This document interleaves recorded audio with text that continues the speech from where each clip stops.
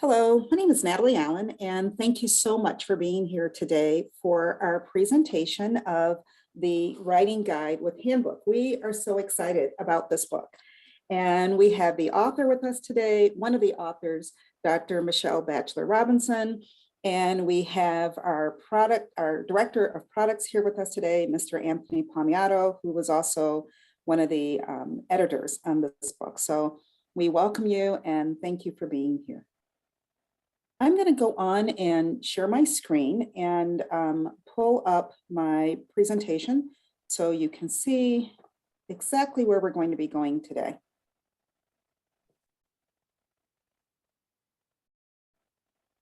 Let me move our faces out of the way. Okay, so today what we'll be doing, and let me just stop and say welcome to everyone. I know that there are a number of people here from the TICA conference and all kinds of English and composition professors that are here with us, and we are so excited. So please make sure you kind of put in the chat box where you're from. It'll be interesting to see what part of the country that you're all signing in from. And if you're in the Atlanta area, I know that you've got a little bit of rough weather in that part of the country. So if you fall out, just hop back in. We're going to be here. So first of all, what we'll be doing today is going over what OpenStax's mission is and the need for OER. And then Anthony is going to go into why we chose this book, and Michelle's going to go into what the writing guide is and what it isn't. And then I'm going to give you a tour of the writing guide. We'll take a sneak peek at the instructor resources and some of the student resources that aren't even on the website. So I'm so glad you're here. So what is OpenStax? If you've asked yourself, what is OpenStax? How do they do this thing that they do? OpenStax is part of Rice University. We are based here in Houston, Texas, and we are supported philanthropically through foundations, individuals, and a mission support. And a lot of people understand the idea of foundations, but what I think is so touching is also when we see donations from students who are so touched by the fact that they don't have to pay for a textbook. And periodically students will just send something like $5. But that is how OpenStax, one of the ways that OpenStax does what we do. And we are mission oriented. So our mission is to improve educational access and learning for everyone. We do that through a number of ways, and you're going to see some of those ways today. We have 45 books published, and our books have saved students over $1.7 billion.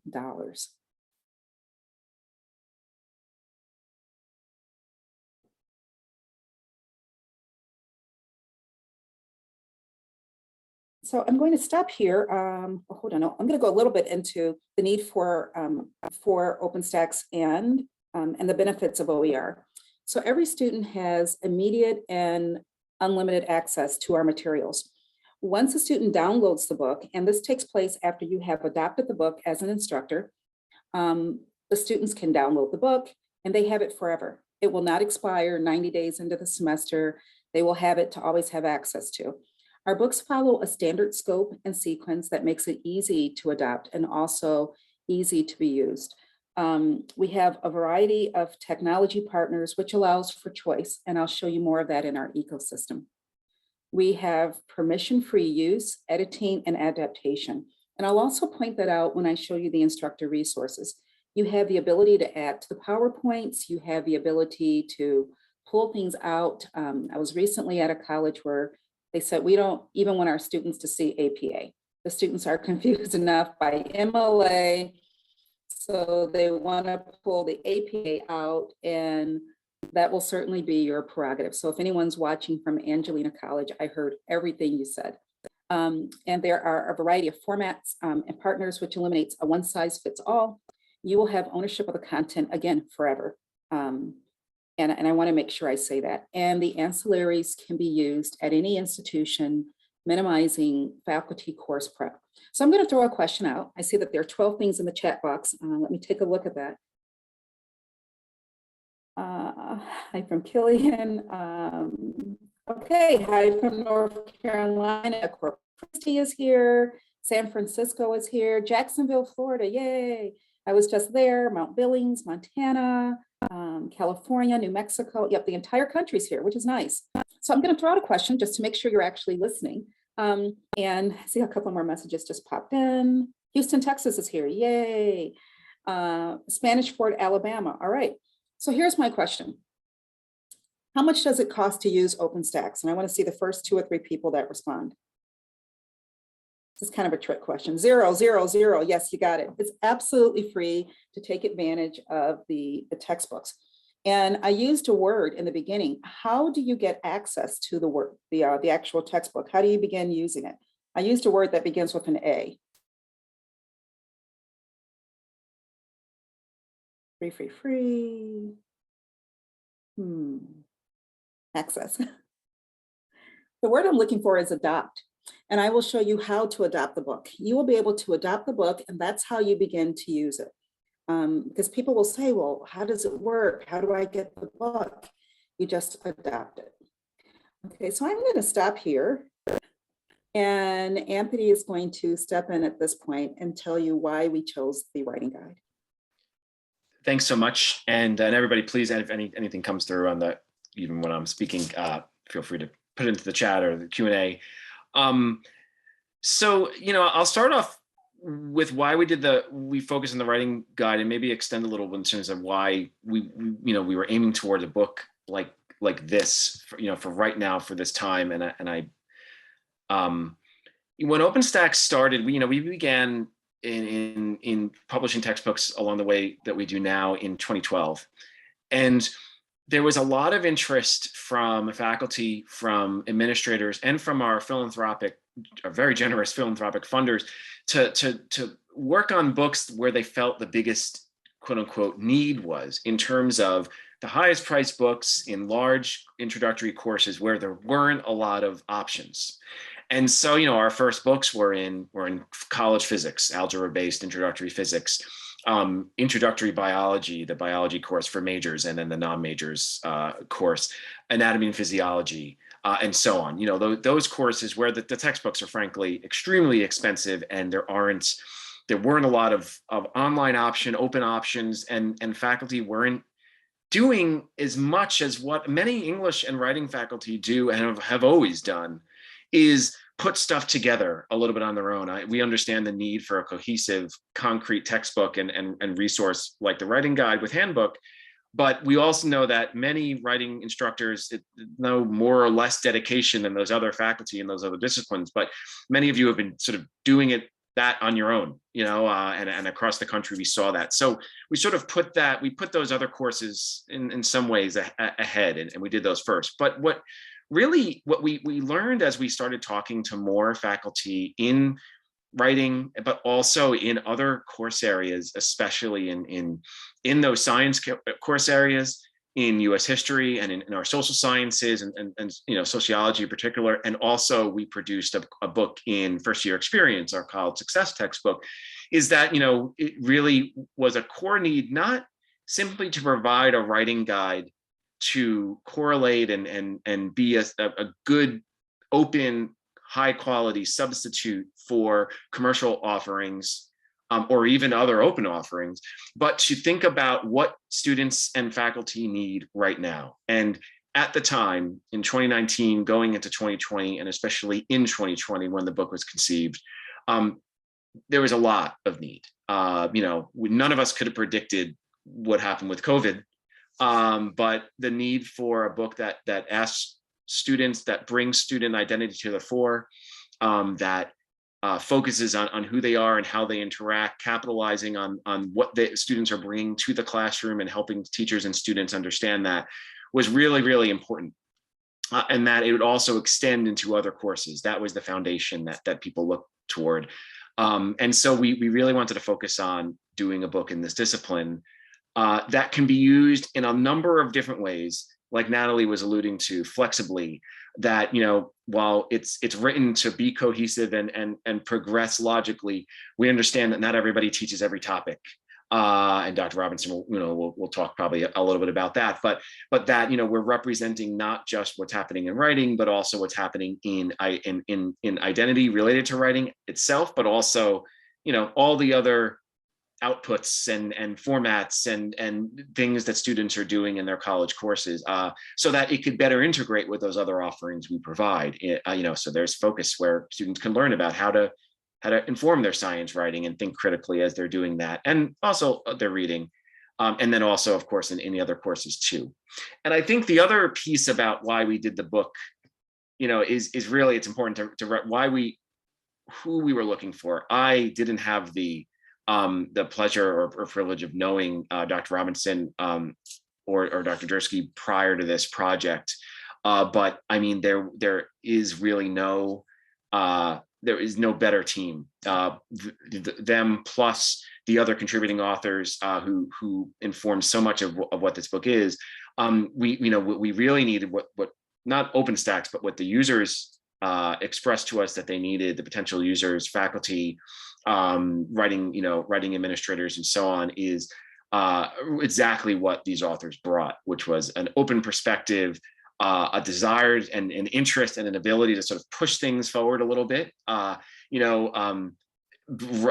of ride the balance between what is in the canon and what should be, and think that way. And that's really where we wanted to be in creating this textbook, but also in creating other resources along with it, and especially in seeing what faculty and departments do with it now that it's there. Because, for all of the effort that went into creating it, it remains open.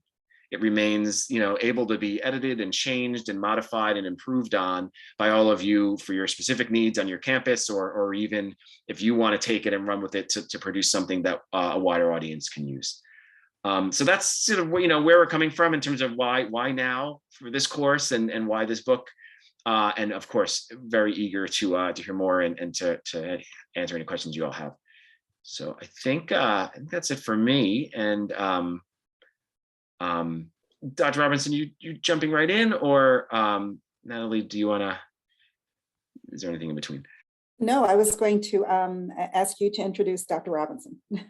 Dr. Michelle Bachelor Robinson has been an outstanding partner in this process. And I will say, beyond her extensive roles as a writing teacher, as a leader in these fields, just an outstanding partner. And in terms of, I'm sure many of you have I mean, you're all English and writing, so you've written things before. The amount of, it's not just about what the ideas that we put on the page or what even the authors intend and desire, but the OpenStax's process, as with many textbooks, process is extensively feedback oriented. And every chapter gets reviewed multiple times by multiple people, layer after layer, revise, review, revise again, with different perspectives and different needs, and really trying to bring in diversity in all those forms, from who's reviewing to what types of schools they represent, geography, size, state schools, private schools, different types of audiences, different types of experience among the reviewers. And Dr. Robinson and the team really responded to all of those, including, there's you get all sorts of requests and ideas and needs, and balancing all of those while staying true to what this book was intended to be. I think it's a remarkable skill, and I just so thank you for that. And I'm glad to have you speak to everybody about the book and what it is and what it isn't. That's great. Thank you. Thanks, Anthony, and thanks, Natalie. I was getting a little choppy, which is why I went off video. So I'm going to do a sound check and just make sure you can hear me okay. Okay. Yes, I am in part of the country that is really storming right now. So fingers crossed that we stay connected. So I am going to share a slide with you. And I'm only doing this kind of to keep me on the, I can talk a lot, how professors can do. There we go. And so I wanted to make sure that I kind of stayed on script a little bit and didn't go off on too many tangents here. So there we go. Okay, so I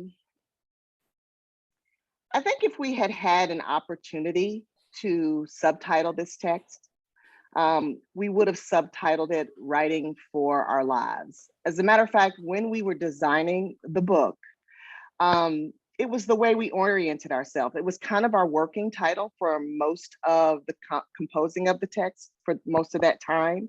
And so it sort of guided the way in which we designed this text, wanting to make sure that as students are engaging the materials in this text, that they see this kind of engagement as relevant to their lived experiences. We wanted them to see themselves in what they were being asked to do. We wanted them to be utterly connected to the activities, the readings, the visuals, to see all the different ways that they could access a number of sources and artifacts just by clicking through the text, not really having to go beyond the virtual or the digital text. And so we designed the text with that in mind. We wanted them to see it as not something that just existed in academic spaces, but they might find use for it as they write on social media, as they write in their communities. We were developing this text during the social protests that took place in the summer of 2020 and the fall of 2020. And so a lot of what we see manifest in this text is coming from those daily lived experiences. And we wanted to give students a place to be able to explore some of those thoughts and context and connect that back to the academic experiences they would be having on campuses.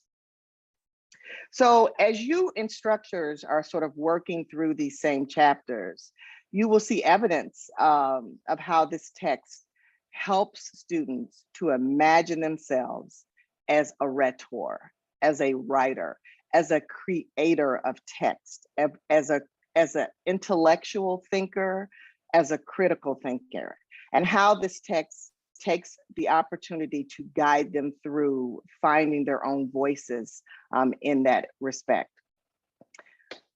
One of the examples I'd like to point to is that in chapter 3, which is the chapter that's on the literacy narrative. Actually, I'm going to use a couple of examples from this chapter. One of the things that we ask students to do is to think about when they get to the end of this chapter and they've got the literacy narrative as a prompt in about 3 or 4 different manifestations. And after they've decided how they want to effectively represent their own sort of lived literacy experience, we ask them to think about whether or not they would want to, we first of all ask them to explore the digital archive of literacy narratives, which is hosted by Ohio State University. There's an activity in here that asks them to just basically engage, do some keyword searching, and see the thousands of literacy narratives that have been collected there and engage with those materials in a meaningful way.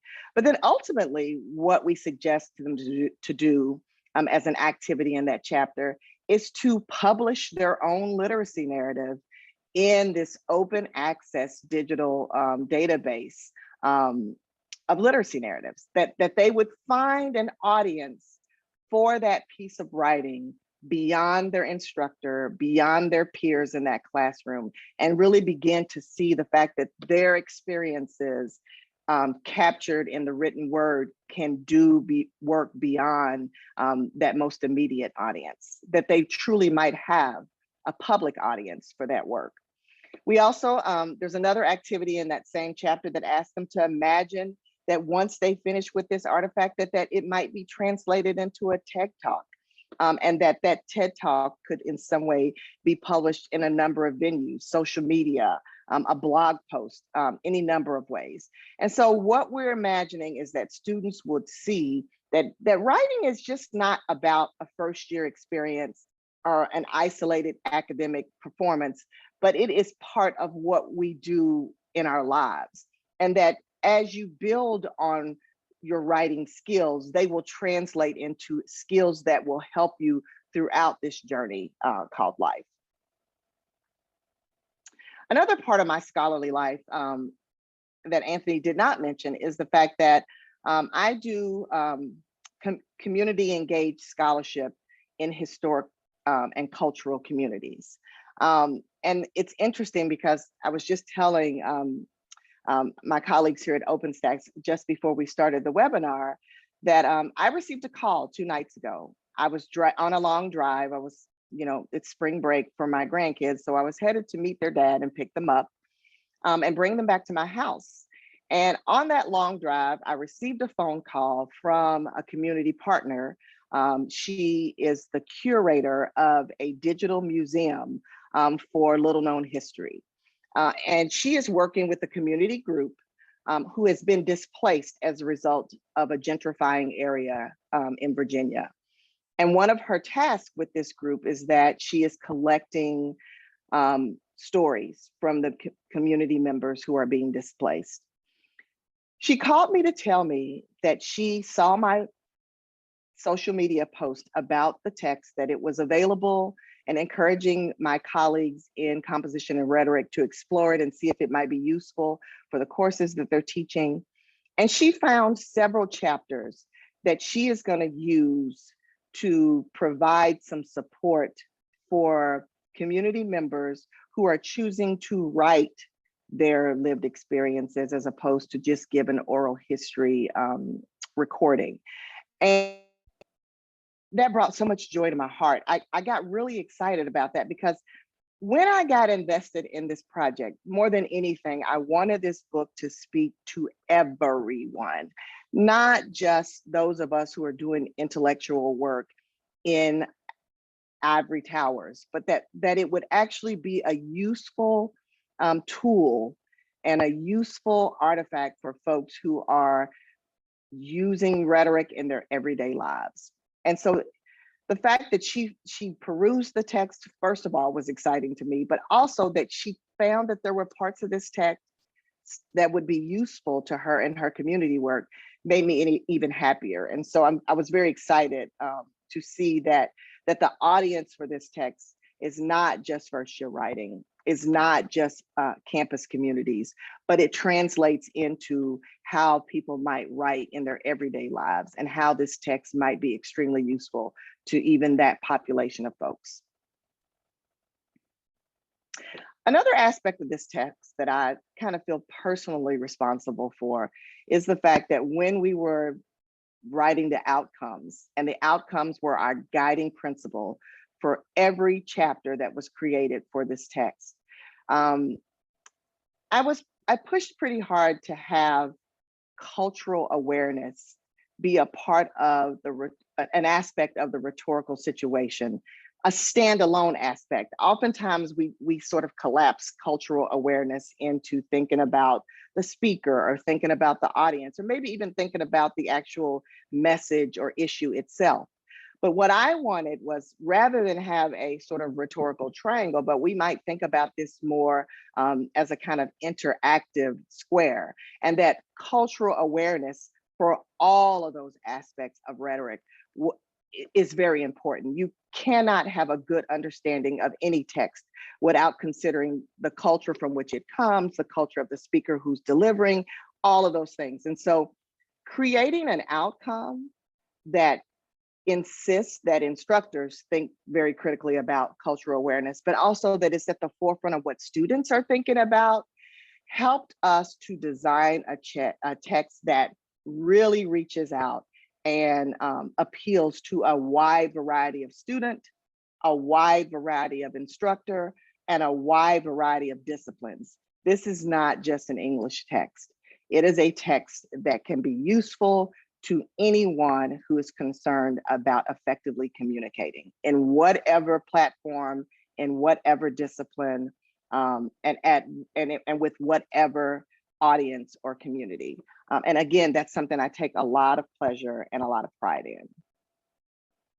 And then finally, one of my favorite sections of this text is the Trailblazer section. I don't think we can underscore enough the fact that each one of these chapters features a contemporary artist that is doing critical work in the genre of the chapter that they are presented in. So we have people like Tara Westover, Ta-Nehisi Coates, and many, many more who are helping us to think about genre, but not in these sort of prescribed and regimented and structured ways, but are in some ways also breaking some of those particular outcomes, or breaking some of those particular conventions that we typically think of when we think about genre. And I think that students will find the Trailblazer feature very useful. I think they will find it exciting. I think they will see lots of examples of the ways in which their own work might find a greater audience. And they might find models for how one might depart from convention and sort of break the structures of academic conventions, and be able to do something more independent and more critical, and actually be described in the ways in which they would choose to articulate or effectively communicate their critical thoughts. And so these are the features that I think makes this book extraordinary, makes it unique.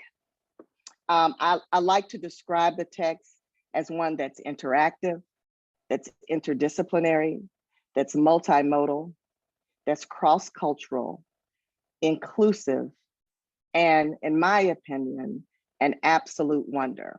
And so I encourage you to make use of this amazing tool that is openly accessible to you and to your students and to your colleagues. And I hope that the reach of this text is far and wide. And I know that Natalie is going to talk about the other kinds of resources that are available to instructors, but that's the most impressive part of this, is that it's not just what sort of the academics in the rooms have created and put in as content on the page, but there are also so many tools to help you navigate this text that OpenStax's has created. And I think that part is equally exciting. So thank you so much for this opportunity and this time, and I am turning it back over to Natalie. Thank you, Dr. Robinson, and thank you, Anthony. So what I'm going to do now is I'm going to share my screen, and we're going to get a look at some of the resources that are part of the writing guide with Handbook.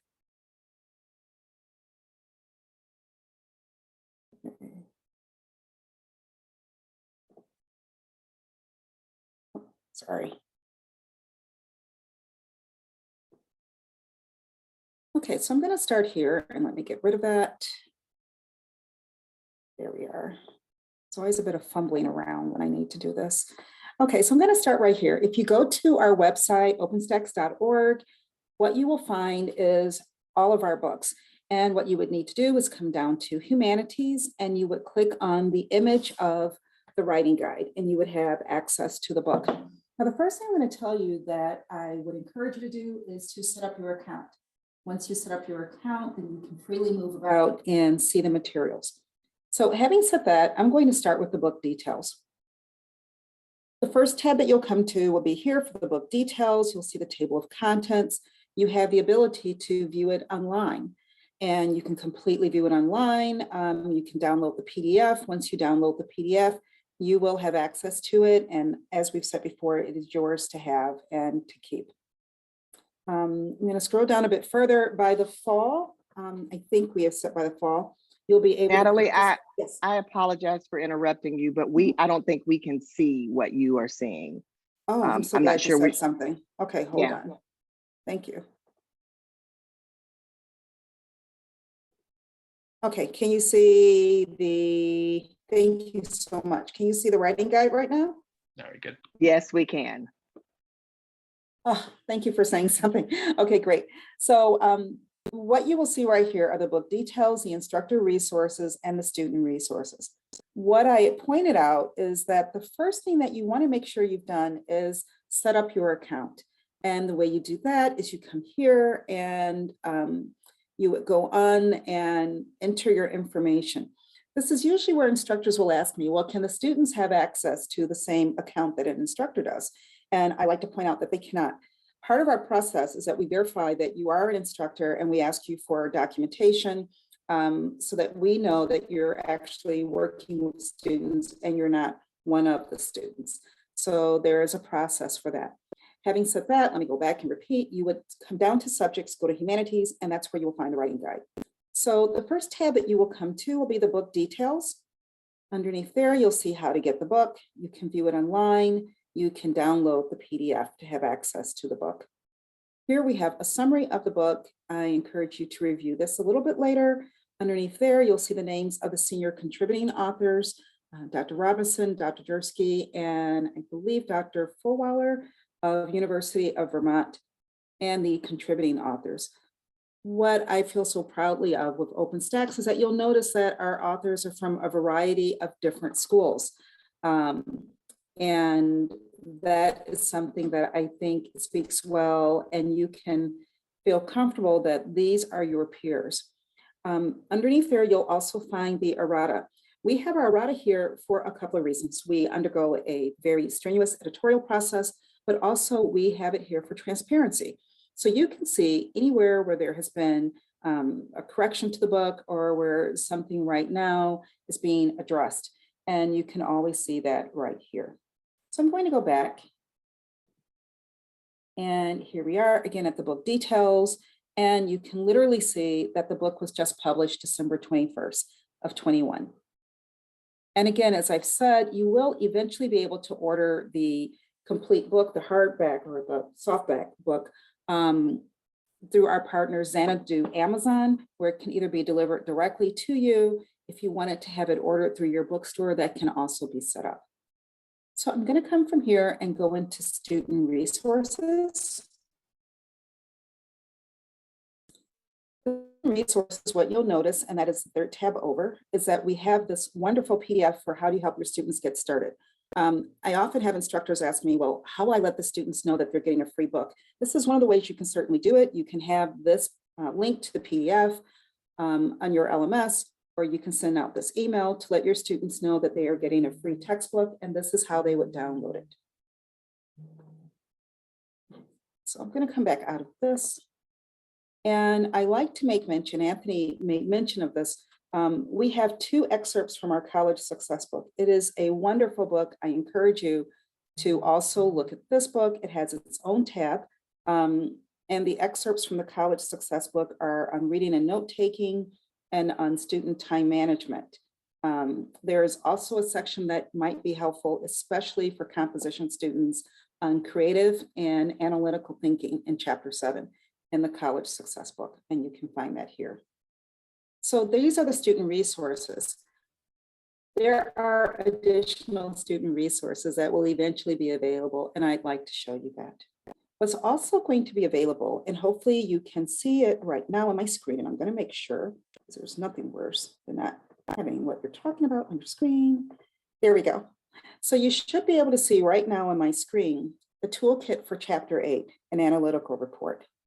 And if you're looking on the website, this isn't on the website yet, this will be part of the resources for the students. And this is also part of the resources that will be available with this book, which will include the instructor's manual, the PowerPoint slides, and this is the toolkit. So this is something that Dr. Robinson kind of referred to, but this is a wonderful resource in that as you're looking at it, Chapter 8 is on the analytical report and writing from facts. As I'm scrolling down, take a look at this. This allows you to, first of all, you can edit it, right? And I added this the other day. So for teaching this, and you have a particular video that you want to add to it, you can also edit that in and have it available for your students right here. Or you can use the materials actually as they came through and they were created, right? And as you look through this, what we're literally doing is taking your students and helping them with the process.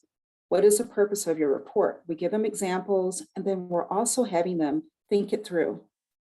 I have literally taught writing with students for the last 7 years at Lone Star Kingwood as a writing tutor. So I've worked one-on-one with students, and something like this where the students can actually write it out and think it through would be very helpful. So again, as you're looking through, it goes to the brainstorming process.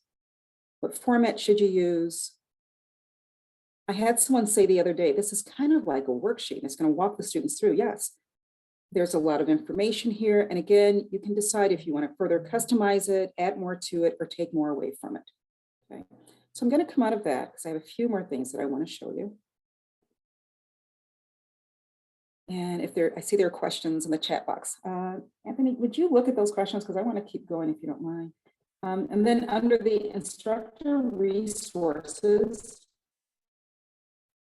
what eventually is going to be in the website is that above the OER, you will find the LMSs. Those are coming. And our LMSs will be for Canvas, Blackboard, and D2L. And again, this will be free. This will be something that you can download directly and you can use. The LMSs will be the learning management systems that you can load all of the resources onto, and you can also add additional resources. So that will be right above here. And then also for any of you that are familiar with OpenStax, you know that we have eco partners, and the eco partners will also be added on here. But for right now, what we have is the OER Commons. The OER Commons is the spot where you can find additional resources to support what you're doing. And I'm smiling because just yesterday there were 7 members. I expect this is going to expand exponentially. The way you join the OER Commons is that you simply come here and register. If you're not familiar with the OER Commons, it is a place where you can find other instructors and you can collaborate. You can see how they've used materials and you can borrow what they've done and you can also add to it. It is meant to be a community of collaboration and sharing. And as I go down further, what you're going to see is the enhanced PowerPoint slides and the instructor's manual. So what I'd like to do is show you the instructor's manual from chapter 8. And let me make sure my share is following me.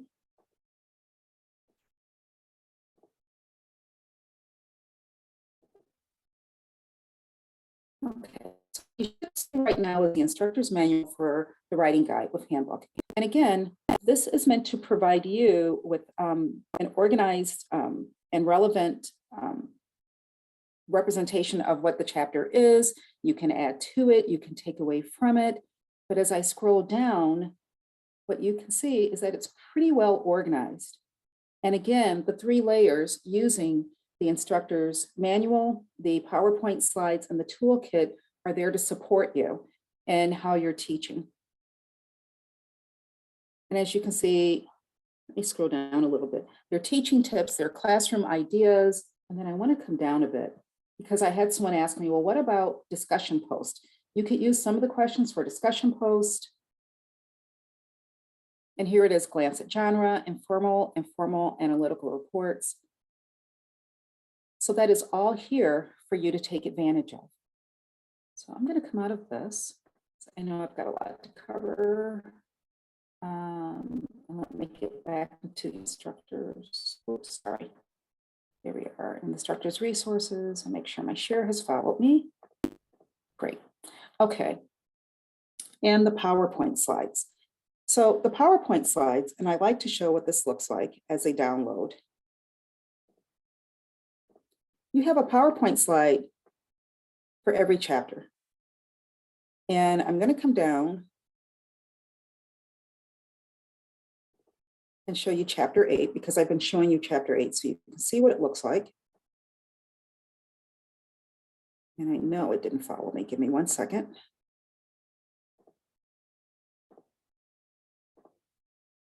And what you'll see right away, hopefully you see the PowerPoint right now. Do you? Yes, I hope so.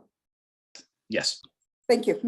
Okay, so I left it here on purpose. You can enable editing. There we go. And here are your PowerPoint slides. So the PowerPoint slides are, they provide an overview and an outline. It's meant to be a starting point for you to build from. You might say, that's it, that's all I need. You might say, I'm going to leave it exactly the way it is. But you might also say, our students need more of XYZ or they need less of XYZ. So as I show the PowerPoint, I'm going to move our faces out of the way. Again, what is an analytical report? What defines this genre of writing? It goes through the basics to support you in a lecture, or if you were online, to support you online.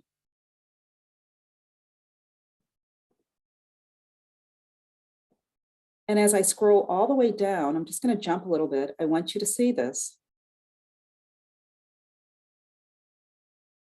Formatting normally follows a specific style, such as A or APA. Again, the college that I visited a couple of weeks ago said, no, we're going to pull all the APA out because our students are confused enough by MLA. That is something that you could customize. And you'll find that also in the handbook, the information for it and examples. But as I go all the way down, what you're going to see, there are 35 slides. There's a lot of information here. It's very meaty. So you could go through and decide how much of it that you're actually going to use. I had an instructor tell me, I'll never get to 35 slides, and that's fine. But you certainly have a lot here to choose from. I see there's lots of information in the chat box, so I'm going to stop in a second. So I want to address some of these. So I'm going to come out of this. And Natalie, I've responded to some of them. So okay, great. Okay. Yeah. I just know what I like. Thank you, yes, of course. Okay, thank you. If I could expand on one thing though, is it okay? Yes, absolutely.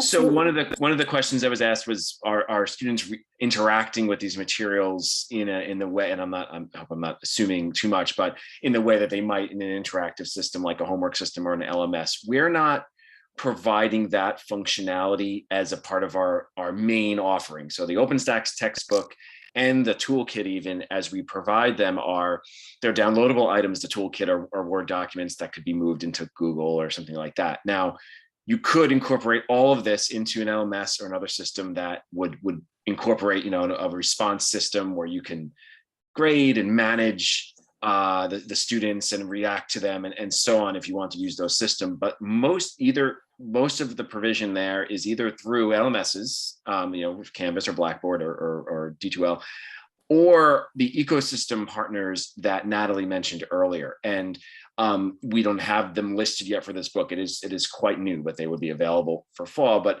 a number of them, some of them you might be familiar with, Top Hat or iClicker or Perusal, or there's a number of these are other organizations. Sometimes they're for profit, sometimes they're based at colleges or whatever, that take the book material and incorporate it into their system. And then would have that sort of assignment management, open response, peer review, whatever the functionality of that system is. And so those will be provided along with the textbook, but that's more at their discretion. And it does take a little time before that's integrated. They need to take our book, get it into their system, write new questions, write maybe responses and so on. So there is a little coding and programming, and it takes some time, but you will start to see those appear on the instructors pages, and then it's all academic freedom. You choose it only if you want to, and then there's separate procedures there to get students into it. Thank you, Anthony. I'm excited over here because I'm on this website so much providing demos, and I have to tell you the toolkit was not here last night. So literally things are appearing, more of the materials are appearing every day, and the book is that new. So that's very exciting. So I'm going to come out of this because I want to respect our time, and I know we're rapidly running out of time. And I want to make sure, hold on.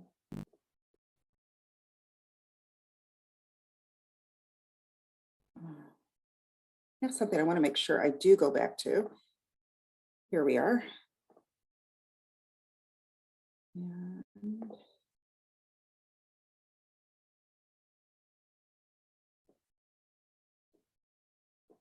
great. So this is what I was trying to get back to. So the next steps to support your students' writing needs and success: adopt the writing guide. The way you adopt the writing guide is you simply go to openstax.org/adoption. If you need to have a demo for your faculty, I am more than happy to do that. If you have any additional questions, please feel free to email me, and I will put my email in the chat box. I have a couple of questions, and I'm going to send out a couple of gifts for you. Tell me, how do you go about getting the book again?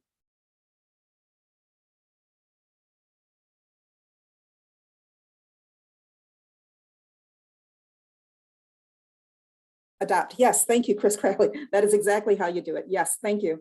And how much does it cost? free. Yes, if you heard nothing else, free, adopt the book. Please use the book. It is a wonderful resource. And I believe it's a writing source that could help any student that has to pick up a pen. So thank you so much for being here. Dr. Robinson, thank you so much. Anthony, thank you for taking time out of your day. And Lindsay, thank you for being behind the scenes. We truly appreciate you being here. Thank you and have a good weekend.